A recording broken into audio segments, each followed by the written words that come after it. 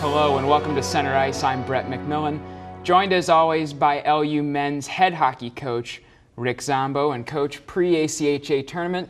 Going to talk a little bit about the upcoming trip to Ohio like we did last week, but also want to touch on just some broader generals maybe about the hockey program here at Lindenwood that some fans don't know that they should know. And I guess we'll start out with kind of a hockey question.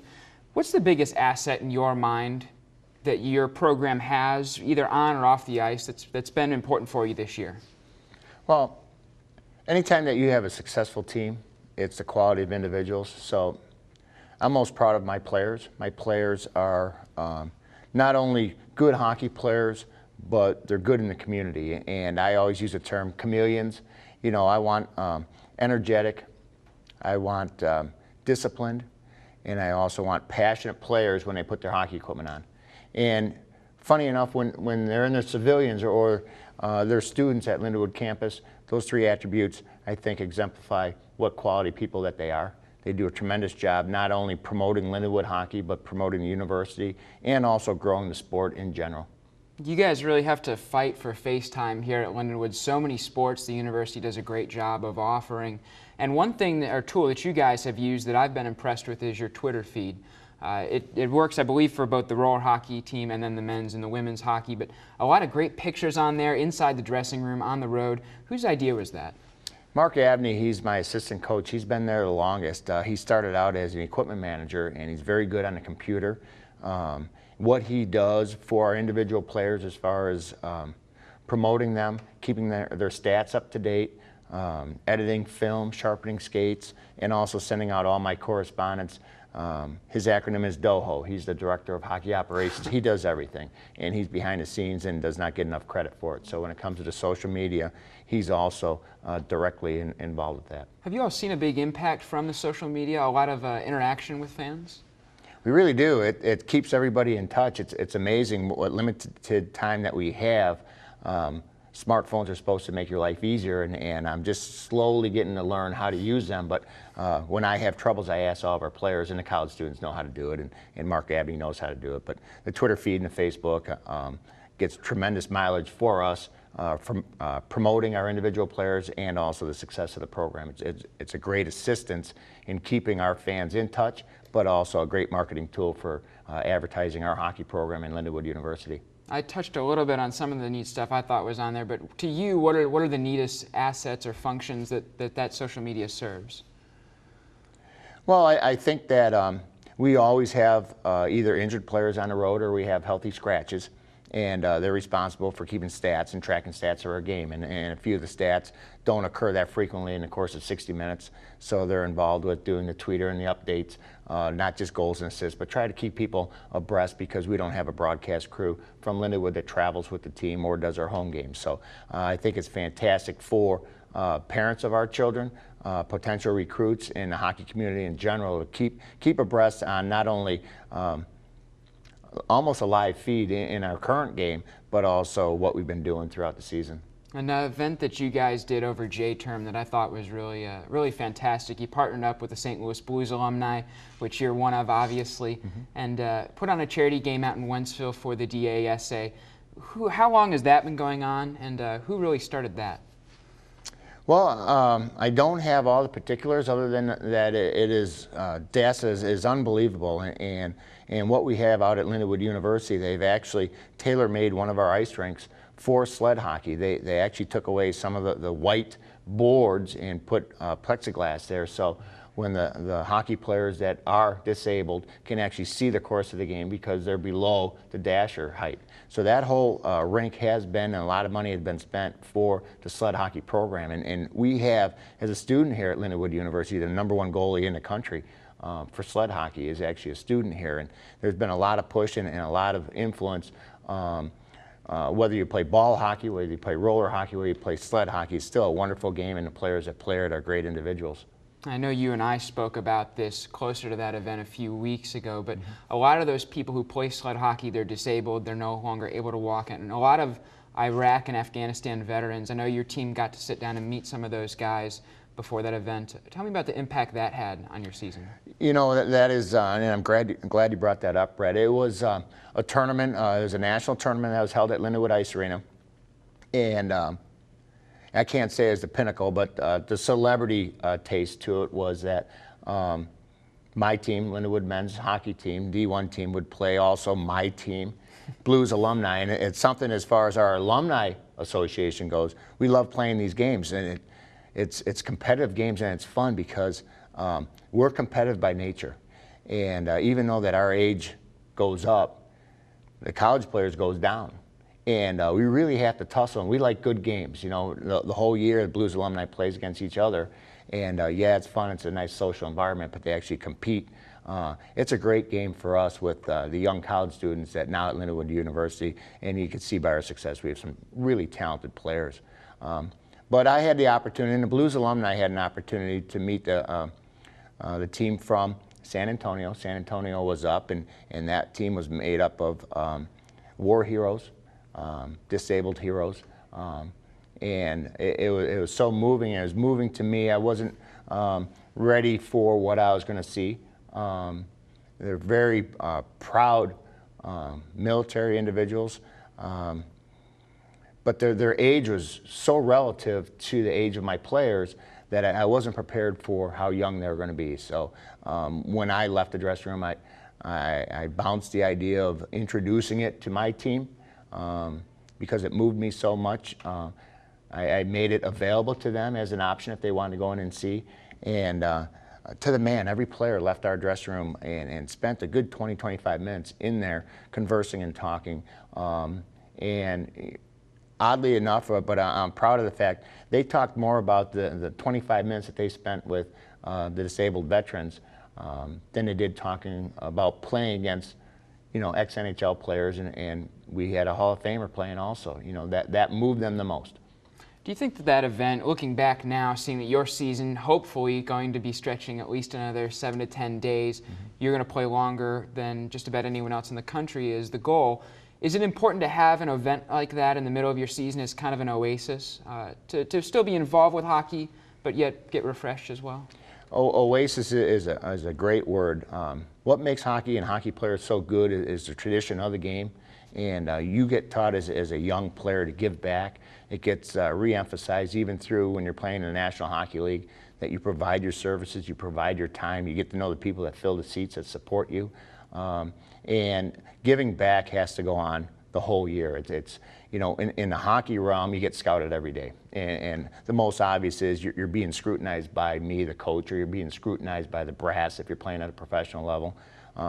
But these young college students are starting to understand that everything that they do, they wave the banner, not only the integrity of our hockey program, but also the university. Stepping back and looking at the on-ice performance, getting ready, we talked about it a little bit last time, the big national tournament, trying to get one step further than you did last year, which would be that national title. And when people go online and they look at the stats for the ACHA, they'll find your team toward the very, very top as far as team rankings when you look at the national picture.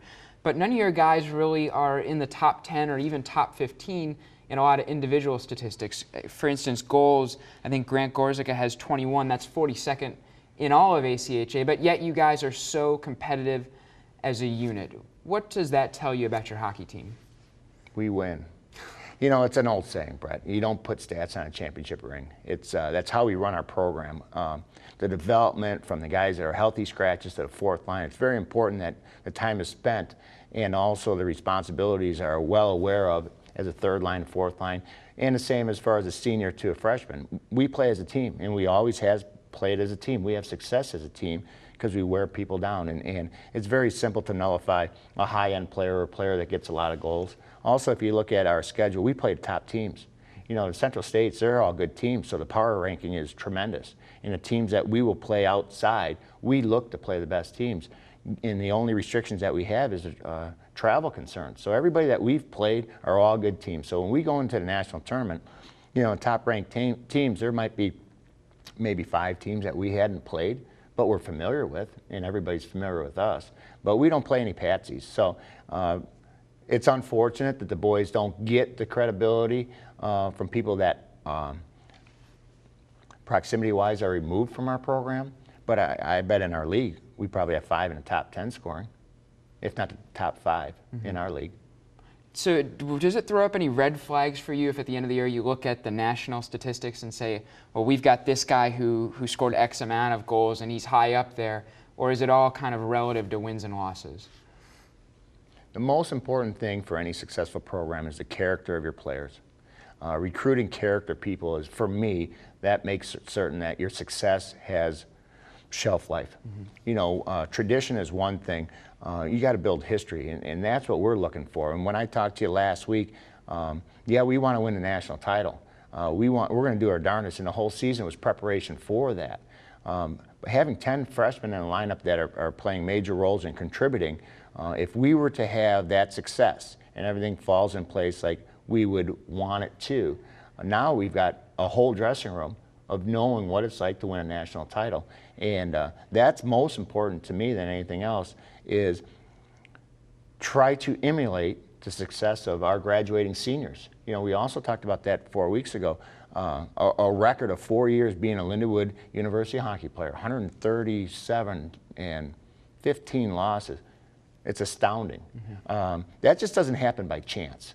It's what we do in practice and the type of individuals that we try to recruit is most important to have that continued success. Nobody expects us to do as well as we did. As a coach, everybody on paper thinks that you've got the best team. You know, there must have been 30 teams that think they could win the national title. This year, I believe there's probably top 10. Anybody can win it, and we're one of them. So we positioned ourselves in a fairly comfortable position, but the bottom line is you've got to win the 60 minutes. This is probably a tough question for a coach to answer, something you don't like thinking about, but one thing in this next week or so, that if you do that one thing, you'll have trouble or will struggle trying to get to that goal of a national title. Well, if we have players that are looking at stats like you brought up, if we have individual players that aren't sacrificing for the welfare of the team, it's going to slow down the process. Slowing down the process it's my responsibility to eliminate that. Mm-hmm. You know, I talk about positive momentum and I talk about negative momentum, and negative momentum becomes cancerous. So it's very simple to cut it, and it's where we're at. You know, when we talk about the regular season for the players, they've had their classroom time in the ice rink. It gives me the opportunity, and everybody had responsibilities, everybody's had different roles, and so when I'm talking about depth of a program, it's just not filling holes. It's filling roles, and everybody on our team has played different roles in regular season, so now this becomes my season, and I get to coach, and hopefully we'll have success one game at a time. Now conversely, the flip side of that question is the one thing in your mind on the ice you have to do to be successful and hopefully on the 7th of March be the only team left standing. We have to impose our will and execute our system. We have to be patient, and we have to get good goaltending. We've got to make certain that we win games and don't give other people an opportunity to slow our direction down. We talked last time about practice, and you'd taken a little bit of time with the guys to refocus and really talk about being sharp in practice. Only a handful of practices since we last talked. Correct. Since then, though, just in that small sample, have you seen really a rededication and a refocus to the work? Brett, to give you an idea, I gave in the 7 days off, I would rather play a game every 7 days all the way up until the national tournament. 7 days off it instills complacency, but also there's players that are nicked up, players that are injured, players that have classes that are very important to them. But I gave them an optional practice on Friday, and I had 20 out of 24 players show up for optional skate. So that tells you the dedication, it tells you the vibe that we have going through the room. That players want to be on the ice. It's the best time. Mm-hmm. Our practice time is no more right now more than 50 minutes. You know, yesterday it was spirited 50 minutes.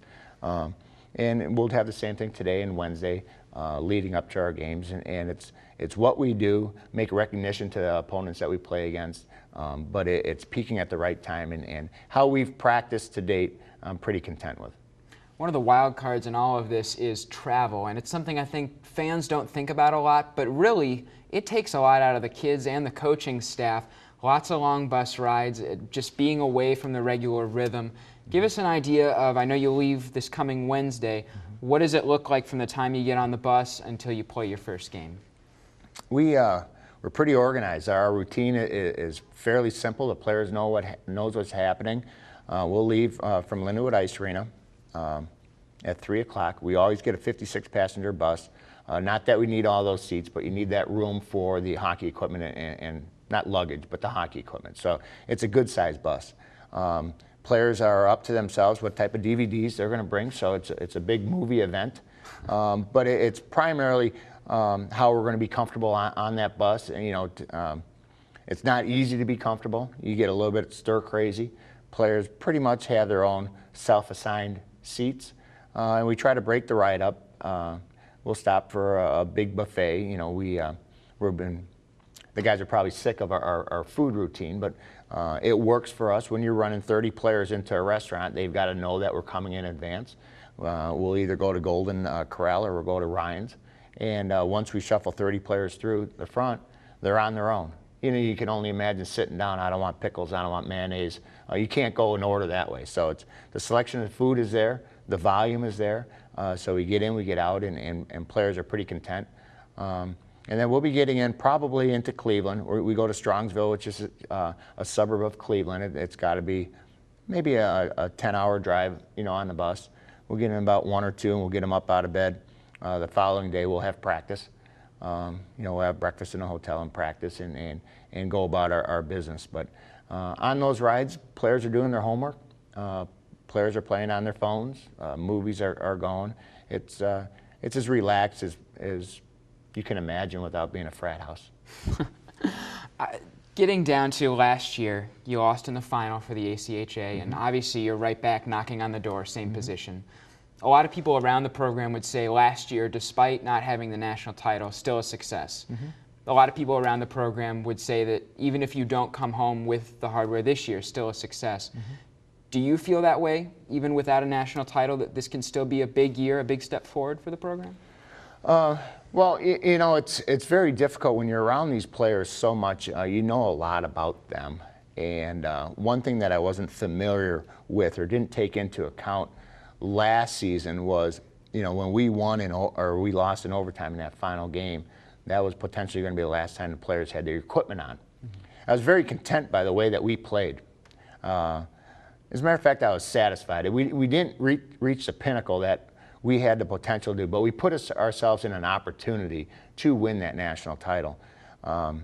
If you come up short, you've lost. So whether you get second place or 20th place, you still lost, because the regular season and our success that we had, 16-0, undefeated, nobody has ever done before, people remember who won the national title. And last year it was kind of neat looking at the trophy and looking at all the names of the players, and you remember players that you've played with when you win big games.